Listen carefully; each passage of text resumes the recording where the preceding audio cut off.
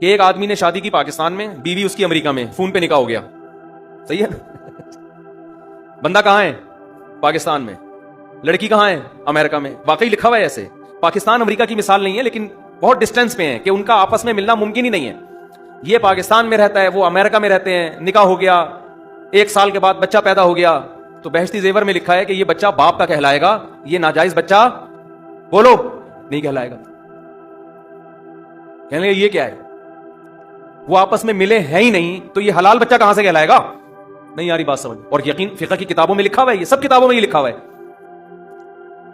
کہ شوہر پاکستان میں، بیوی کہاں؟ بولو امریکہ میں. یہ چاروں فقہ کی کتابوں میں لکھا ہوا ہے. بہشتی زیور میں تو وہیں سے لیا ہے کہ یہ پاکستان میں اور وہ امریکہ میں. سال نکاح ہوا ہے ٹیلی فون پہ، کوئی ملاپ نہیں. کیسے ملیں گے بھائی؟ سال کے بعد بچہ مارکیٹ میں آ گیا. تو شریعت کیا کہتی ہے فقہ کے مطابق؟ یہ باپ کون ہے؟ اس بچے کا باپ ہے. اس کو ناجائز کہنے کی آپ کو اجازت بولتے کیوں نہیں؟ ایک صاحب مجھ سے الجھ پڑے کہ یہ بہشتی زیور کا مسئلہ قرآن حدیث کے خلاف ہے.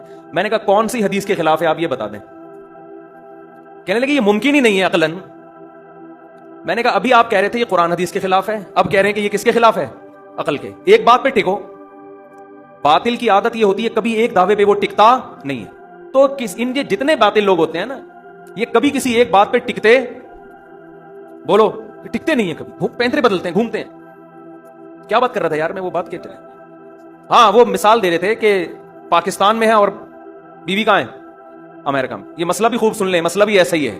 بچہ پیدا ہو گیا 6 مہینے کے بعد، کیونکہ حمل کی کم سے کم مدت 6 مہینے ہوتی ہے.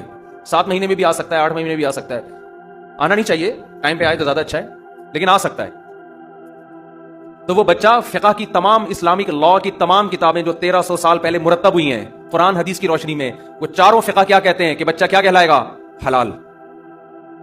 اس کو آپ زانی بولو نہیں کہہ سکتے، کیونکہ ان لوگوں نے فقہ پڑھا ہی نہیں ہے نا. ان کو دلائل کا کیا پتا، ان کو بس نمبر یاد ہوتے ہیں، بس وہ بھی یاد نہیں ہوتے، دیکھے ہوئے ہوتے ہیں.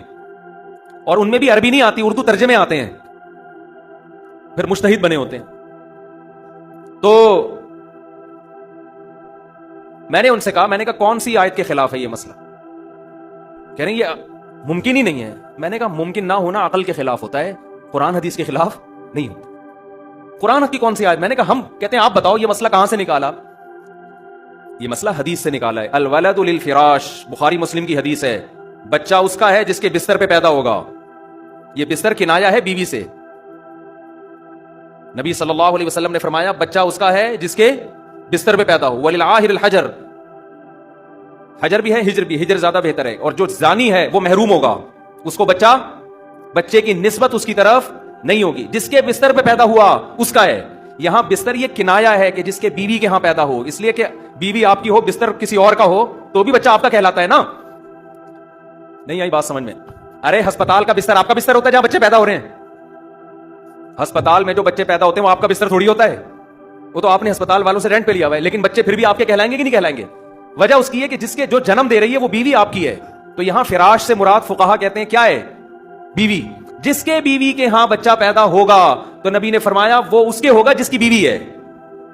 نہیں آئی بات سمجھ میں؟ جس عورت کے ہاں بچہ پیدا ہوگا تو وہ بچہ اس کا کہلائے گا، یہ عورت جس کی بیوی ہے. زانی کو بچہ اس کی طرف نسبت ہی نہیں ہوگی. اب سوال پیدا ہوتا ہے کہ یہ تو پاسبل ہی نہیں ہے. اسلامی لا ہے، یہ قانون ہے. بعض قانون بنائے جاتے ہیں فتنہ پرستی کو روکنے کے لیے، کیونکہ میاں بیوی میں کوئی بھی بیٹھ کے یہ دیکھ نہیں رہا ہوتا کہ یہ آپس میں مل بھی رہے ہیں کہ نہیں مل رہے ہیں. شادی کے بعد بھی تو اس کا امکان ہے نا کہ بیوی آپ کی ہو، خدا نخواستہ بچہ کسی اور سے پیدا ہو رہا ہو، وہاں انگلی اٹھانے کی اجازت ہے؟ بولو بھائی. آپ کے ہاں بچہ پیدا ہوا، گھنگریالے بال ہیں، آپ کے خاندان میں سب کے صدیوں سے سلکی بال چلے آ رہے ہیں. آپ کے بچہ، آپ بھی گورے چٹے، بیوی بھی گوری چٹی، بچہ اندھیرے میں نظر ہی نہیں آ رہا، اتنا بلیک. کیا آپ یہ کہہ سکتے ہو میرا نہیں ہے؟ بولتے کیوں نہیں؟ اسلام نے ان تمام چیزوں کا دروازہ بولو بند. میاں بیوی ہیں تو بچہ کس کا ہے؟ میاں بیوی کا، بس دیٹس آل. یہ لا ہے، چاہے عقل میں آئے نہ آئے، تاکہ یہ جو نسب پہ انگلیاں اٹھانے کا دروازہ ہمیشہ کے لیے بند ہو جائے. ہاں اس کی اجازت شوہر کو ہے کہ وہ نفی کرے کہ میرا نہیں ہے. شوہر کہہ سکتا ہے.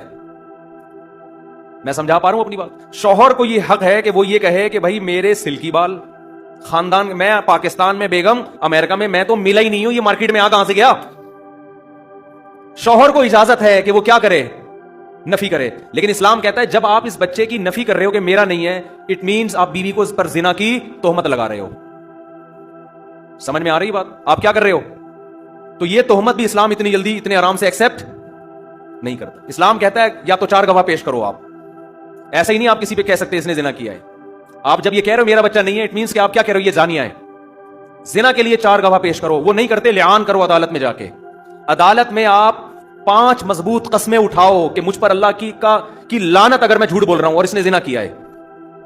سمجھ میں آ رہی ہے بات؟ پھر عورت بھی 5 قسمیں اٹھائے کہ میرا شوہر جھوٹ بول رہا ہے، یہ اسی کا بچہ ہے، ہمارے درمیان ملاپ ہوا ہے، یہ جھوٹ بول رہا ہے.